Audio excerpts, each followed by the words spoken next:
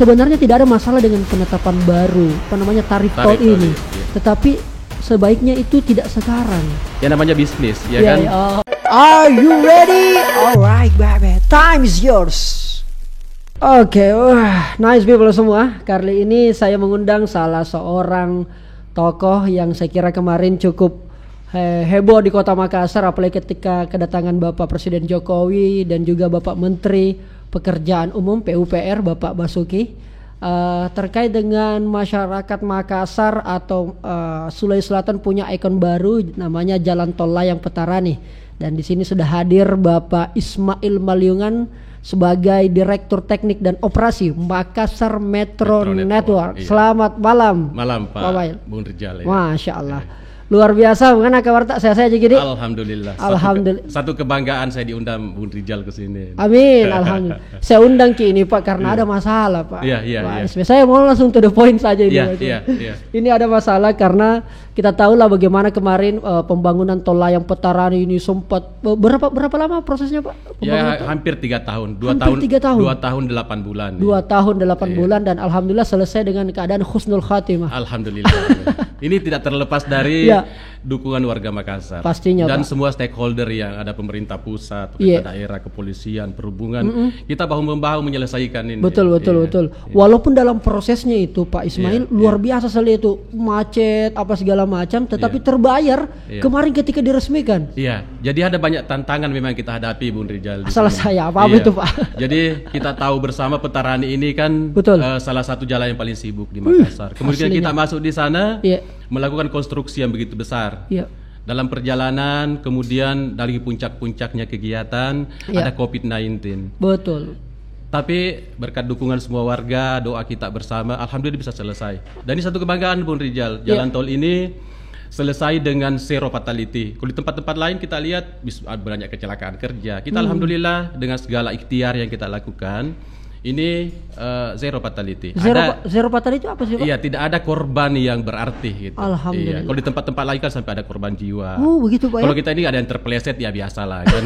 Tapi kalau yang sampai disebut sebagai sebuah kecelakaan kerja ya tidak ada alhamdulillah. Kemudian jalan tol ini memecahkan banyak rekor. Jadi satu kebanggaan di Makassar ini. Memecahkan banyak rekor. Betul. Wah banyak yang belum tahu ini Pak. Iya. Apa itu Pak?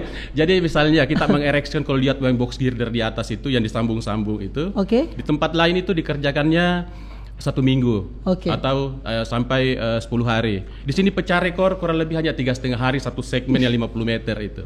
Kemudian di jalan tol ini jangan salah, baru saja dinobatkan sebagai salah satu konstruksi yang terbaik di Asia Pasifik. Oleh sebuah lembaga di Australia namanya RRE. Nah, ini kebanggaan buat kita tentu saja. Dan alhamdulillah sekarang sudah dinikmati oleh masyarakat Sulawesi Selatan, apalagi kalau ke Makassar. Rasa-rasanya kemarin itu Pak, kalau sudah diresmikan itu rasa-rasanya nggak sah sebagai orang Makassar kalau nggak lewat tol layang Petarani. Bahkan sampai ada video yang viral itu Pak Ismail, supir truk yang kemudian dia pakai bahasa Makassar atau bahasa Jene Ponto itu, dia bilang, kuliah di Makassar seluruh kotanya dari atas. Itu saya bilang, waduh. Tetapi pada saat peresmian itu Pak Ismail saya belum merasakan. Nanti kemudian sekitar 2 minggu baru saya coba tes. Mumpung belum ada mumpung waktu itu malam hari dan suasana tidak macet. Dan saya tahu sekali karena itu akan ada penyesuaian tarif. Jadi saya coba tes dulu. Mumpung belum ada. Nah sekarang ini Pak, saya dapat informasi dari berbagai macam referensi media sosial ini akan ada kenaikan tarif dan mungkin sudah berlaku sebentar pada saat setelah kita take ini Pak. Itu memang harus seperti itu Pak ya. Jadi mungkin saya akan menjelaskan begini ke Bung Rijal. Iya Pak Ismail. Jalan tol layang Petarani ini dibangun dengan full investasi swasta. Jadi 100% ini investasinya dari kami PT Makassar Metro Network. Oh tidak ada APBN? Tidak ada APBN. Jadi 100%. Jadi ini dibangun dengan 2,31 triliun. 2,31. Iya, 2,31 triliun. Ini pure 100% dari investasi swasta. Nah, investasi swasta ini tentu diperjanjikan dengan pemerintah. Iya, namanya kerjasama pemerintah dan badan usaha. Kemudian Dengan investasi itu begitu jalan tolnya selesai, tentu ke badan usaha kompensasinya adalah penyesuaian tarif. Bisa diestimasi, bisa dikalkulasi saya kira dengan kita investasi 2,31 triliun ini. Ya. Berapa lama kembalinya? Jadi jalan tol ini sebuah investasi jangka panjang yang memang dilakukan oleh swasta. Jadi kami punya holding company itu namanya Nusantara Infrastructure, itu bergerak di bidang infrastruktur memang. Kemudian salah satu subholdingnya khusus bergerak di bidang jalan tol, namanya Marga Utama Nusantara. Nah kami di Makassar ini adalah bisnis unit dari Marga Utama Nusantara itu. Jadi jalan tol memang ini ya memang harus berbayar. Harus berbayar, tidak mungkin gratis. Kita sepakat itu masyarakat ya. Kita sepakat pasti dibayar. Kemarin kan sempat ribut juga gini Pak, sebelum ke sana lagi lebih lanjut. Itu kan kemarin perubahan dari cash ke e-money, e-tol, itu juga kan sempat memunculkan polemik. Sampai-sampai itu saya berapa kali dapatkan di tol itu Pak. Karena sudah pakai sistem elektronik, saya nggak bawa e-tol. Itu sempat, alhamdulillah sosialisasinya sempat agak-agak ribut-ribut juga sila masyarakat. Tapi lama-kelamaan masyarakat sudah terbiasa. Betul.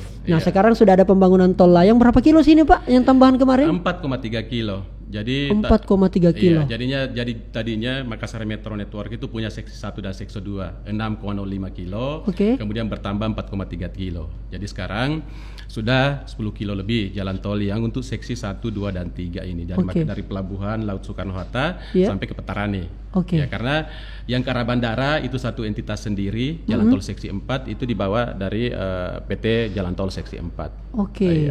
Berapa gerbang sih semua ini Pak tol? Kita ada punya 10 gerbang tol. 10 gerbang. Iya. Nah tadi Bun Rijal sudah sampaikan bahwa akan ada penyesuaian tarif. Penyesuaian tarif. Nah, jadi saya sedikit meluruskan bukan mengoreksi juga sih sebenarnya bahwa sebenarnya ini adalah penetapan tarif baru akibat karena adanya jalan tol layang di Pangeran Petarani ini. Jadi kalau yang biasanya setiap 2 tahun itu adalah penyesuaian. Ini penetapan tarif baru. Penetapan tarif baru akibat karena ada jalan tol yang baru. Iya. Nah cuman kebetulan konsep dari jalan tol layang di Pangeran Petarani adalah satu kesatuan perpanjangan dari jalan tol yang sudah ada sebelumnya, sehingga tidak ada gerbang tol baru di sana. Nah, sehingga ketika penetapan tarif baru ini ditetapkannya itu di blend dengan tarif yang sudah ada. Jadi kalau sebelumnya kita membayar 4.000, itu tarifnya jalan tol yang lama tuh. Nah sekarang ada jalan tol yang baru Petarani ini tarifnya 6.000. Nah sehingga menjadi 10.000. Dibayarnya nanti itu di 6 gerbang tol yang ada. Jadi ada ini Pak, boleh saya coba cek ini Pak? Ya betul. Tarif tol lama ini Pak. Ini golongan 1, ini jenis kendaraannya Pak ya? Iya. Jadi golongan 1 ya. Jadi 4.000 itu di gerbang Cambaya, Rempalarnoy, Parangloy, Kalukubodoa, kemudian Rimtalok Timur. Nah, itu golongan 1 sebelumnya 4.000. Itu golongan 1 kayak mobilku kayaknya Pak ya? Persis, iya. Golongan 1 jadi mobil sedan, Kijang segala macam minibus. Kemudian yang golongan 2 tadinya dari 5.500 itu menjadi 14.000. Menjadi 14.000. Betul, iya. Wah, besar juga kenaikannya ini Pak ya? Iya.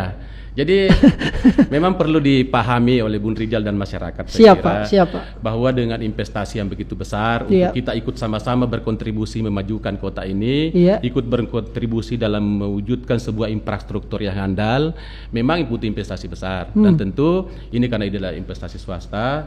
Jadi saya ingin sampaikan begini Bun Rijal, investasi jalan tol itu ada 4 parameternya. Ada 4 parameter investasi jalan tol. Betul. Jadi yang pertama itu adalah nilai investasinya sendiri. Nilainya? Itu kan dihitung dengan konstruksinya. Kemudian masa konsesi yang diberikan oleh pemerintah ke badan usaha. Kemudian yang ketiga adalah kira-kira estimasi dari jumlah lalu lintas yang akan lewat. Yang keempat adalah tarifnya tadi itu. Nah, dari situ dicari sebuah sensitivitasnya. Tentu kita ada aturan-aturannya, kita bersama-sama dengan pemerintah. Sensitivitasnya sehingga jalan tol ini bisa diwujudkan. Jadi ini memang sudah diperjanjikan, sudah dibuat visibilis tadinya gitu di awal. Iya. Nah, karena investasinya yang tadi 4 indikator tadi itu. Iya, ada 4 indikator itu.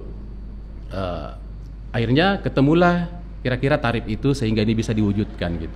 Ini tarif ditentukan oleh kementerian Pak ya? Betul. Apakah ini masukan dari pihak Makassar Metro Network? Ya, jadi tentu ini melalui sebuah kajian yang panjang. Oh, ada kajian. Iya. Oke. Jadi di awal sebelum ini dibangun kan tentu ada namanya feasibility study. Yes. Di sana tadi diestimasi berapa traffic, kemudian berapa nilai konstruksi. Pemerintah sudah menghitung nilai masa konsesinya berapa lama. Jadi jalan tol Layang Veteran ini kita sudah punya masa konsesi existing tadi, ditambahkan dengan adanya jalan tol yang baru ini ditambah 15 tahun. Oke. Nah, dua investasi yang begitu besar tadi dikompensasi dengan masa konsesi 15 tahun. Nah, tarifnya ketemulah ini. Nah, menentukan tarif ini juga tidak serta-merta pemerintah memberikan. Jadi ini melalui sebuah studi, kemudian dilakukan oleh pihak independen tentu saja. Di sana diukur bagaimana kemampuan membayar warga Makassar, kemudian keinginan membayar, karena kalau juga terlalu mahal kemudian orang mampu tapi tidak ingin lewat, kan tidak visible juga ini, ya kan. Betul. Jadi itu sudah melalui sebuah kajian namanya feasibility study, willingness to pay, ability to pay. Nah, dari sanalah keluar angka ini. Jadi semua elemen-elemen itu Pak dilihat Pak ya. Betul. Semua aspek. Betul. Kemampuan membayar, keinginan membayar. Selama ini menurutnya Pak Ismail ini, keinginan membayar masyarakat Makassar kalau lewat jalan tol cukup aja Pak ya. Sebenarnya kan kalau jalan tol ini kan bukan sesuatu yang baru di Makassar. Bukan sesuatu yang baru. Kita sejak tahun 98 sudah mengoperasikan jalan tol ini. Sudah teroperasi, oke. Betul. Kemudian tahun 2008 bertambah lagi jalan tol yang ke arah bandara. Ya. Memang ya belajar dari yang ke arah bandara juga. Di awal ada sedikit shock juga masyarakat. Merasa kok mahal banget. Tapi saya ingin sampaikan begini Bung Rijal. Sesungguhnya dalam sistem transportasi itu, ketika kita melewati jalan yang lancar, itu sebenarnya lebih hemat dibanding kita lewat jalan yang bermacet-macet. Jadi ada namanya biaya operasi kendaraan, kemudian ada nilai waktu di sana. Nanti kalau Anda bayar, Bung Rijal misalnya mau ke bandara. Saya mau ke bandara, Pak. Iya. Sekarang kan nanti kalau berlaku nanti malamnya kira-kira 20.000 kita harus bayar kan? Iya, untuk sampai ke bandara, betul. Pak. Karena saya rumahku di daerah Hertas nih. Betul. Iya. Nah, kalau dimasukkan ke teori transportasi tadi, itu lebih hemat Bung Rijal lewat jalan tol dibanding saya lewat poros. Betul. Kecuali kalau jalan porosnya juga lancar banget gitu. Tapi untuk mendapatkan jalan perintis begitu lancar, saya kira kalau hari-hari kerja kita tidak akan ketemu itu. Saya gitu. Minta ampun Pak. Dan memang pilihan saya selalu banyak ke jalan tol Pak. Nah dengan segala konsekuensi. Nah berarti Bung Rijal udah paham berarti bahwa itu lebih hemat dan lebih enak karena turunannya banyak lagi di sana kalau dikaji dari sisi kesehatan. Begitu kita bermacet-macet di Jalan Perintis Kemerdekaan misalnya, kemudian kita stres di sana. Bahkan kadang-kadang orang kalau misalnya kita ambil Jalan Perintis misalnya, begitu ketemu macet, kita menyesal kan, aduh seandainya saya lewat jalan tol, jauh lebih cepat. Gitu. Lebih kepada waktu Pak. Dan nilai faktor-faktor itulah sebenarnya yang kita bayar dengan lewat tol tadi. Namun kadang-kadang kan juga masih begini Pak masyarakat Pak. Dia menganggap bahwa sebenarnya tidak ada masalah dengan penetapan baru tarif tol ini. Tetapi sebaiknya itu tidak sekarang, ditunda dulu sampai kemudian keadaan mulai membaik misalnya. Walaupun kemudian dari masyarakat tidak memberikan juga solusi. Ini tadi beberapa komentar saya baca karena tadi setelah kemarin tadi malam saya dapat informasinya Pak Ismail, itu saya langsung buat polling di followers Instagram saya. Apakah kemudian dengan adanya penetapan tarif baru ini wajar atau belum saatnya? Untuk sementara ini yang menjawab itu 27% menganggap wajar. Selebihnya itu 60% lebih itu menganggap belum saatnya. Karena kondisi yang kemudian masyarakat ini apalagi mau lebaran nih. Itu gimana itu Pak? Kalau tanggapan masyarakat kayak gitu? Jadi kan sebenarnya sejak masa pembangunan juga kita juga sudah jauh hari sudah mensosialisasi ini bahwa nanti akan ada penetapan tarif baru. Kemudian di saat peresmian Pak Menteri meresmikan kan lebih masif lagi kami sampaikan.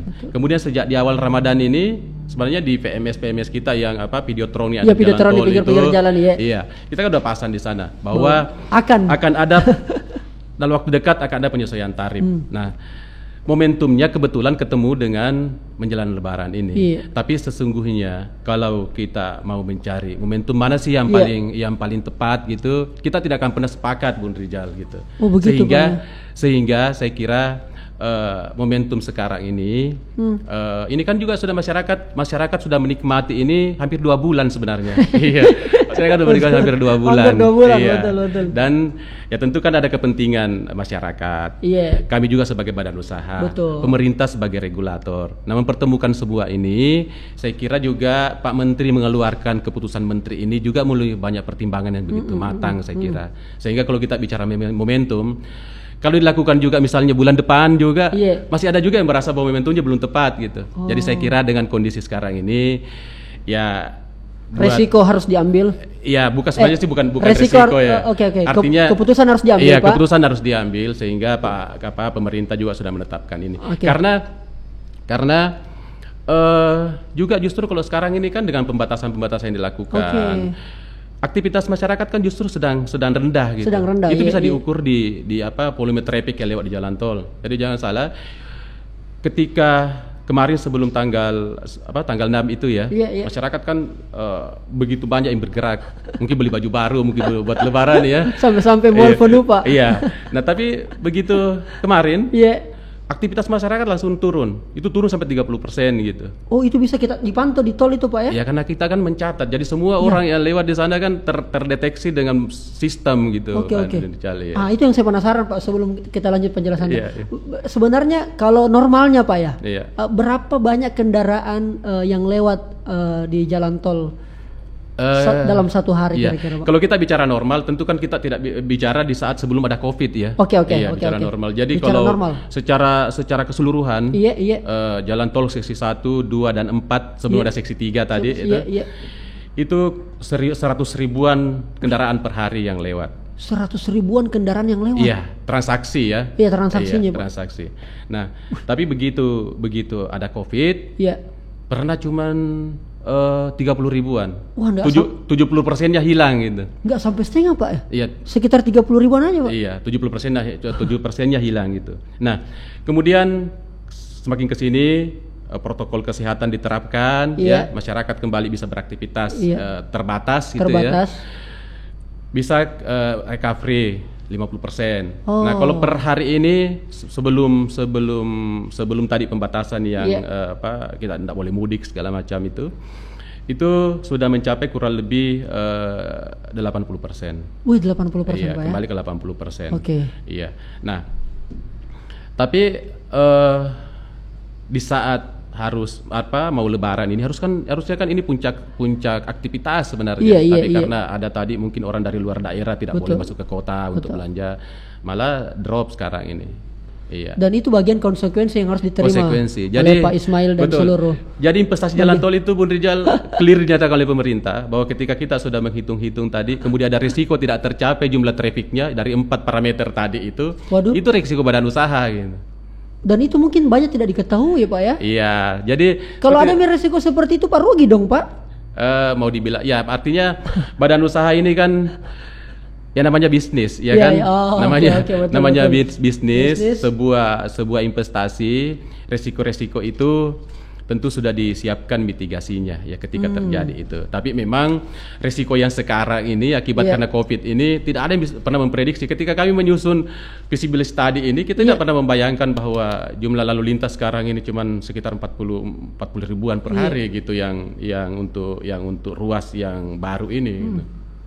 Gitu.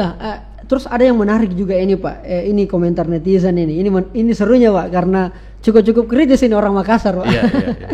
Dia mengatakan bahwa jalan tol yang ada di Makassar ini itu katanya tarifnya yang sekarang ini, Pak, yang sebentar diberlakukan, itu adalah tarif yang paling mahal se-Indonesia dan dia juga yang paling pendek. Itu benar itu, Pak ya? Iya.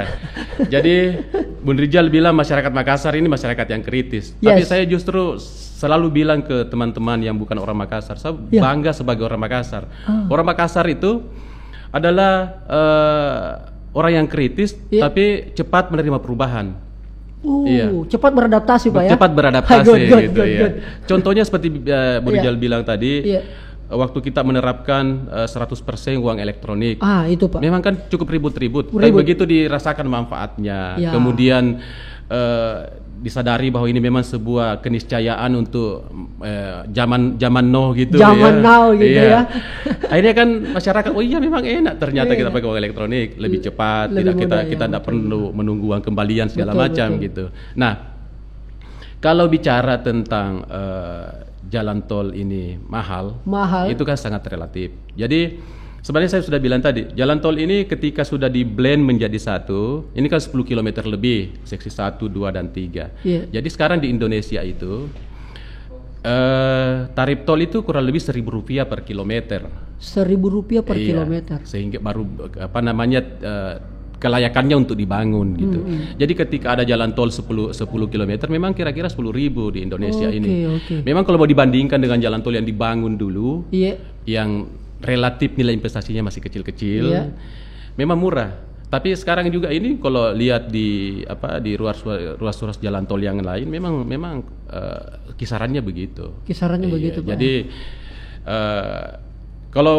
kalau kita masuk ke ruas-ruas jalan tol yang ada di Jabodetabek itu, memang ketika kita menggunakan yang panjang, karena ini kan juga yang dulu sistem tertutup, jadi orang bayar ambil kartu kemudian bayar saat keluar.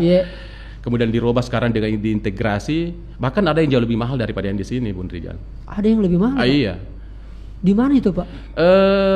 Saya juga tidak hafal persis nama ruas-ruasnya, tapi ada beberapa yang lebih mahal. Lebih mahal. Iya. Sebenarnya masyarakat kita untuk utamanya di Makassar, Pak. Saya kurang tahu ya bagaimana riak-riak besok apa segala macam, tetapi paling tidak semoga pertanggungjawaban moral saya mengundang Pak Ismail ke sini, dan Pak Ismail juga alhamdulillah mau berkenan. Saya tahu sekali sibuk sekali gini, Pak. Tetapi demi publik, demi masyarakat Makassar, biar kemudian masyarakat itu bisa tahu, oh ini dasarnya. Betul. Saya yakin memang juga bahwa kita akan cepat beradaptasi. Apalagi kemarin yang kayak e-tol itu misalnya, Pak.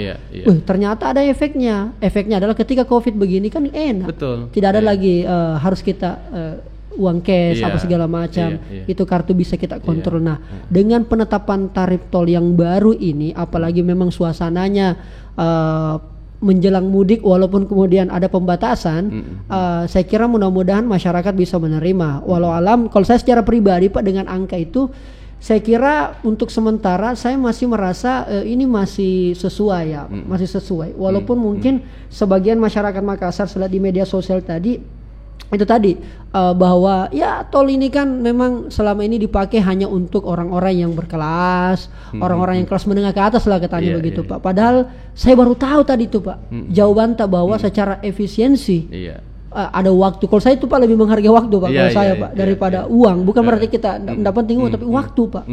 Karena kalau lewat jalan tol yang ini sekarang ini jauh lebih enak, lebih nyaman, dan yang paling penting karena saya banyak bermain di wilayah pelabuhan, di daerah kota, Pak. Apalagi kalau berhubungan ke luar daerah. Saya ini orang sering keluar daerah, Pak.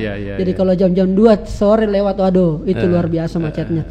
Nah, kira-kira, Pak, kalau misalnya nanti besok-besok ada masyarakat yang mengeluh, memprotes apa segala macam,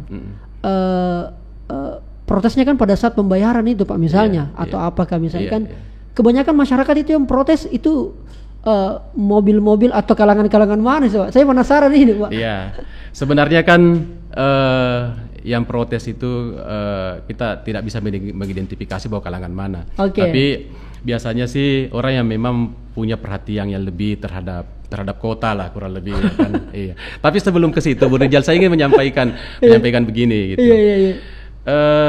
Saya ingin menyampaikan juga ke Bu Rijal dan masyarakat bahwa kan ada juga yang bilang, kenapakah harus dibangun oleh swasta baru kita bayar tol? Iya kan? Itu, Pak. Iya. Nah, yang perlu diketahui bahwa program pemerintah itu tahun 2020 sampai 2025 itu kan butuh anggaran kurang lebih, ini juga saya baca di ini ya, yang dirilis oleh pemerintah, kurang lebih 6.000 triliun lebih untuk infrastruktur. Nah, yang bisa di cover oleh negara dan BUMN itu hanya kurang lebih 60%-nya. Jadi 40%-nya itu adalah swasta. Diharapkan dari swasta. Nah, kalau swasta tidak masuk ke sana, artinya kita kan gap 40% itu. Infrastruktur kita ketinggalan. Karena sekarang saja kalau dibandingkan dengan ya jangan jauh-jauh, tetangga kita Malaysia saja, kita jauh ketinggalan gitu. Nah, sekarang kita sedang mengejar itu. Nah, sehingga memang swasta ambil peran di sini. Nah, kemudian saya juga ingin menyampaikan bahwa sebenarnya tarif tol yang kita bayarkan itu kemana sih gitu. Nah, jadi yang tadi saya sudah bilang bahwa ini kan ada investasi yang begitu besar. Tentu yang pertama adalah pengembalian investasi tadi. Pengembalian investasi. Kemudian yang kedua, jalan tol ini kan harus selalu handal. Kita mengoperasikan jalan tol ini harus selalu memenuhi namanya standar pelayanan minimal. Jadi harus ada lampunya terang benderang setiap hari, setiap malam gitu kan. Kita harus melayani masyarakat dengan prima. 24 jam 24 jam. Betul. Nah, jadi kita harus menanggung biaya operasional maintenance. Jalan tol ini kan juga secara berkala harus diaspal lagi, misalnya kan. Iya betul ya. Harus kita bayar listrik untuk lampu jalan, biaya operasional maintenance. Itu mahal juga Pak ya? Mahal sekali. Kira-kira kalau listrik saja Pak, listrik saja di jangan bisa saya sebut angka di sini. Nanti dibilang saya curhat lagi kan. Jadi tapi Anda bisa lihat lah. Anda bisa lihat lah. Nah kemudian selain pengembalian investasi tadi, tentu ini kan harus ada kontinuitas ini pembangunan infrastruktur. Ketika kami mengambil peran di sana, ya tarif tol ini kan juga buat itu nanti, buat pengembangan selanjutnya. Kemudian juga ada kontribusi badan usaha terhadap negara lewat pajak. Jadi kalau jalan tol ini ada untungnya itu bayar pajak ke pemerintah yang begitu besar lewat PPH gitu. Kita juga bayar PBB. Jangan dikira Bung Rijal, ini jalan ini nanti ada PBB-nya ini sama dengan bangunan rumahnya Bung Rijal ini. Ada PBB-nya Pak? Iya. Jadi begitu. Iya, jadi kita baru saya tahu. Banyak yang orang tol harus bayar ini Pak ya. Oh iya, makanya Bung Rijal jangan cuma lihat bahwa Makassar Metro Network ini memungut duit 10.000 setiap kita lewat gitu. Iya, dan 100.000 tapi coba Bung Rijal, enggak usah saya bilang di sini berapa angkanya, betul. Saya bayangkan ini Pak. Dengan kita investasi 2,3 triliun tadi. Betul. Yang 70%-nya adalah pinjaman bank. Yes. Bisa dihitung.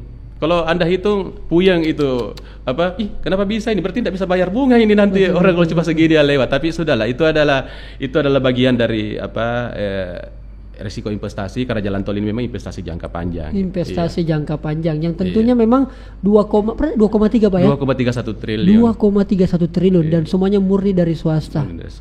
Dan ini juga dirasakan oleh masyarakat tentunya, ya kan? Iya, dan jangan salah kalau kita lihat putaran ini, Bunda kan setiap hari lewat. Jangan saya yang menilai barangkali. Jadi selain kita membangun jalan tol yang di atas, yang di bawah kan juga kita sudah benahi itu. Kalau per hari ini lewat. Tadi juga teman-teman saja kirim foto ke saya, Pak, ini kondisi sore ini gitu. Saya sendiri lihat, oh ini Makassar ya, ya kan? Oh ini Petarani gitu. Ini Makassar ya. Selama ini memang iya. Dan saya merasakan betul memang Pak, selama kemudian ada tol layang itu Pak, Petarani menjadi longgar Pak. Iya. Jarang lagi kita dapati kemacetan. Biasanya kan macet di beberapa ruas jalan di sini Pak, misalnya Boulevard, Pengayoman dan sebagainya. Supaya kita tidak macet, kita lewat Petarani. Betul. Biasanya jangan lewat Petarani karena macet. Iya. Sekarang Nah itu juga Bung Rijal. Jadi jangan dikira tadi bahwa investasi tol ini hanya menyamankan kelas menengah ke atas. Itu yang banyak yang masyarakat sampaikan. Jangan salah. Kalau dulu orang yang naik Alphard, naik Pajero, naik Fortuner juga berdesak-desakan di Petarani kan, sehingga orang naik motor space-nya diambil gitu. Nah sekarang dengan ada jalan tol, orang yang tadi yang Bun Rijal sebut sebagai kelas menengah ke atas, bukan saya yang bilang loh, Bun Rijal. Itu lewat di atas kan, sehingga kita dibawa longgar, sehingga Bun Rijal rasakan tadi bahwa tidak macet lagi gitu. Jadi jangan dikira bahwa yang dapat enaknya ini cuma orang yang naik mobil, orang yang naik bentor, naik motor juga dapat enaknya dengan lancar tadi. Jadi hak kita sesama pengguna jalan masing-masing terwadahi, Pak ya. Saya baru masuk di kepala aku ini. Iya. Betul. Nah, kalau begitu Pak, apakah ke depan akan terjadi, misalnya tidak ditahu ini Pak, apakah memang ini penetapan tarif ini memang akan ada jangka waktunya Pak, misalnya berlaku sampai 2, 3 atau sampai 5 tahun? Iya. Apakah nanti juga akan ada lagi penyesuaian? Kan ini penetapan Pak, bukan penyesuaian. Betul. Itu kira-kira gimana Pak? Iya, jadi ada dua macam memang. Jadi ketika di awal itu penetapan tarif baru, kemudian di peraturan pemerintah itu jelas disebutkan bahwa setiap 2 tahun sekali akan dilakukan penyesuaian tarif tol sesuai dengan inflasi di kota di mana, di daerah di mana jalan tol itu berada. Jadi nanti akan ada penyesuaian. Misalnya 2 tahun ke depan akan ada penyesuaian. Jadi kalau kira-kira inflasi di Makassar ini selama 2 tahun itu biasanya sekitar 7% ya. 7%? Jadi akan bertambah Rp700 nanti 2 tahun ke depan. Tapi nilai uang 2 tahun ke depan sudah berbeda dengan sekarang. Betul, kan? Pendapatan kita juga kan itu kan inflasi tadi. Jadi itu tinggal penyesuaian terhadap inflasi. Karena kami juga melakukan proses maintenance tadi juga, juga dipengaruhi inflasi kan. Betul. Karyawan berapa sih Pak?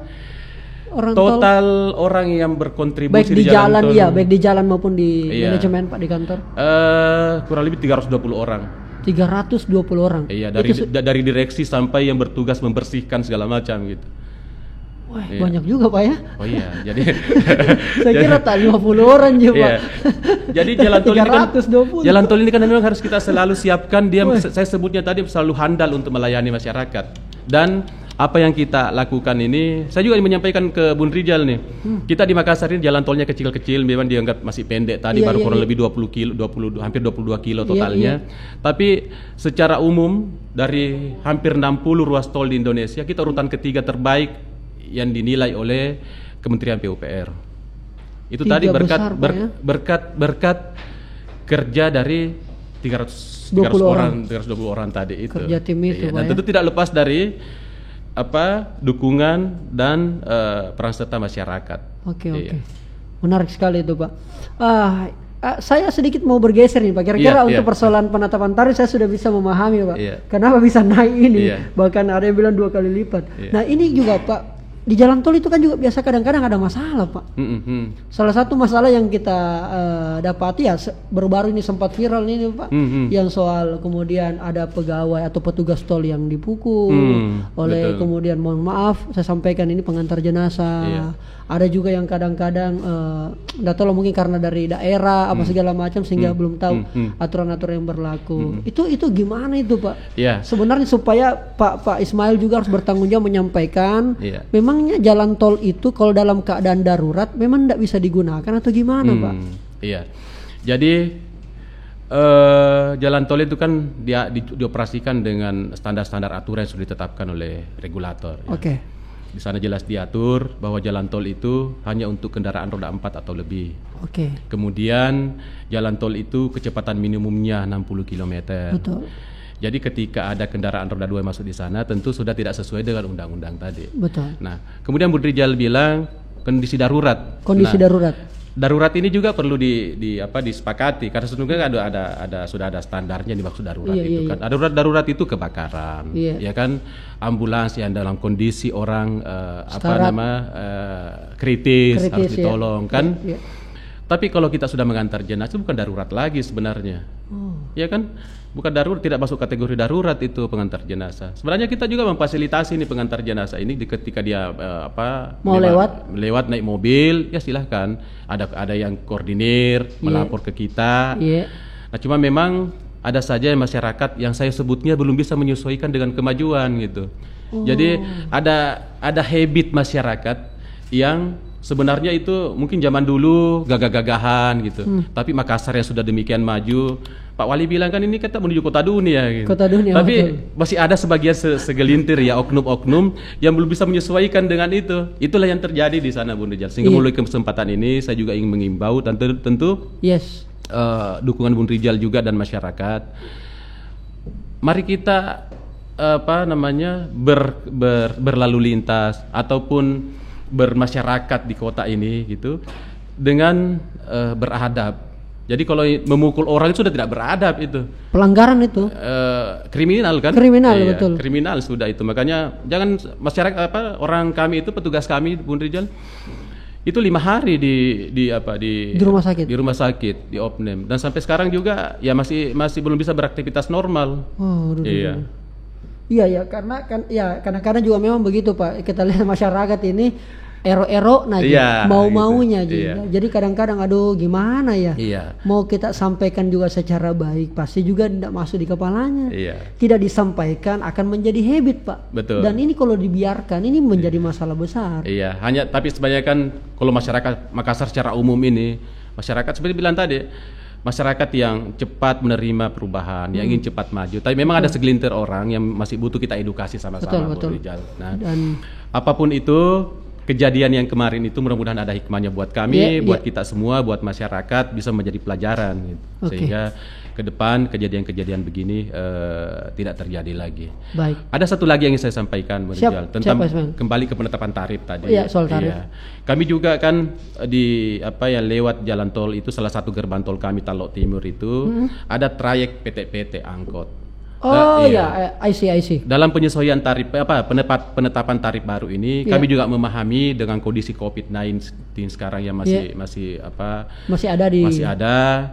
Tentu kalau itu diterapkan ke angkot yang penumpangnya cuma berapa per satu kali ride gitu, 10.000 begitu Pak ya? Kita kasih 10.000. Nah, kami berkoordinasi dengan Organda. Kita berlakukan dulu, kami beri nama insentif buat angkot. Khusus itu Pak ya? Khusus angkot dan khusus satu gerbang tol di Talok Timur yang memang rute trayeknya tadi. Iya. Jadi kalau yang lain golongan 1 bayar 10.000, angkot ini hanya bayar 5.000. Naik berapa itu Pak? Jadi 4.000, dari 4.000 menjadi 5.000, Rp1.000. Rp1.000. Iya. Saya kira bisa dimaklumi oleh supir-supir PT. Dan kami sudah koordinasi dengan baik dengan Organda. Ini adalah satu solusi yang kita bisa sepakati sama-sama. Betul. Nanti ketika kondisi makin membaik, tentu ini kan juga karena ini namanya insentif. Iya. Mungkin akan perlahan-lahan dikurangi insentifnya. Siap. Iya. Luar biasa. Pak, sebelum terakhir ini Pak, apakah kemudian ke depan nanti akan ada rencana Makassar Metro Network ini memanjangkan jalan tol ini Pak? Karena pernah saya dengar isu-isu Pak akan mau disambung ke Pantai Losari lah, kemudian mau disambung ke Takalar dan sebagainya. Akan ada wacana seperti itu Pak? Atau memang sudah diplankan dari sekarang ini Pak? Jadi kami ini sebagai badan usaha. Yes. Tadinya punya jalan tol 6 kilo. Kemudian membangun 11,57 kilo. Kemudian nambah jalan layang 4,3 kilometer. Nah, kalau melihat historikal ini, tentu ini kan adalah sebuah proses yang akan terus berlanjut.